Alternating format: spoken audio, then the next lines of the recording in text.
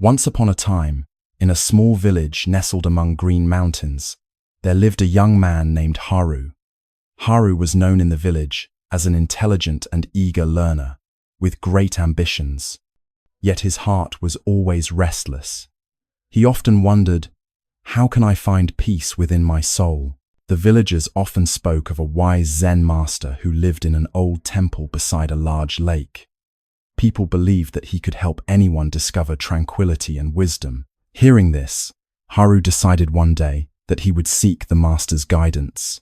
One early morning, as the sun rose, Haru packed some bread and water and began walking along the winding path to the temple. Along the way, he imagined how the master would reveal the secret to peace instantly, and how he would then live happily and serenely for the rest of his life. When he arrived, Haru saw an old man with silver hair sweeping the temple yard. The master's calm and gentle demeanor seemed untouched by the haste of the world. Haru bowed deeply and said, "Master, I have come to learn how to find peace in my heart. Please, teach me." The Zen master smiled, his eyes shimmering like the lake at dawn. He pointed toward the nearby lake and said, "Go to the lake, pick up a stone, and throw it into the water. Then, return to me." Though puzzled, Haru obeyed. He ran to the lake, picked up a stone, and threw it with all his strength. The water splashed, and ripples spread across the surface. A moment later, Haru returned. "Master, I did as you asked." The master asked, "When you threw the stone, what did the lake look like?" "It was disturbed, full of ripples and waves. And now, after some time, what do you see?" Haru looked back and saw the lake had grown calm again, its surface smooth, reflecting the clouds and sky. "Master, the lake has become peaceful once more." The master smiled and nodded.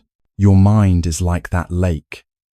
When it is shaken by worry, anger, or desire, waves appear. But if you sit still, wait patiently, and let them settle, your mind will return to its natural clarity." Haru's eyes lit up with understanding, but he quickly asked again, "Then, Master, how can I make my mind always calm? Is there a faster way?" The master chuckled. "If you keep wanting it fast, that very wanting is another stone cast into the lake. Each time you rush, you stir the waters yourself. To find peace, you cannot hurry." Haru thought about this, but he was not satisfied.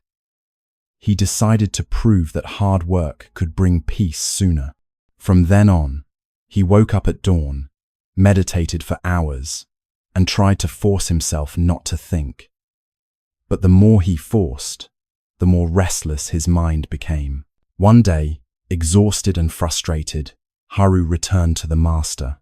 "Master, I tried my best, but my mind seems more chaotic than ever.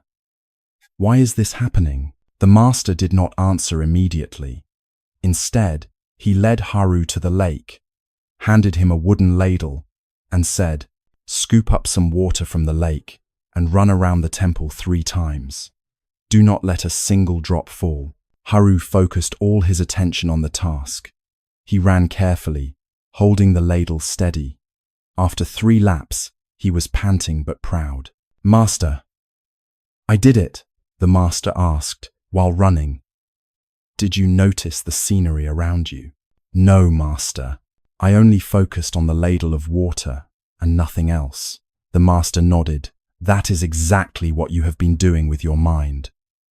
You concentrate so hard on keeping it perfectly still that you miss the beauty around you.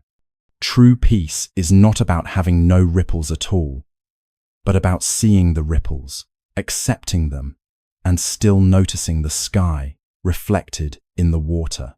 At that moment, Haru understood.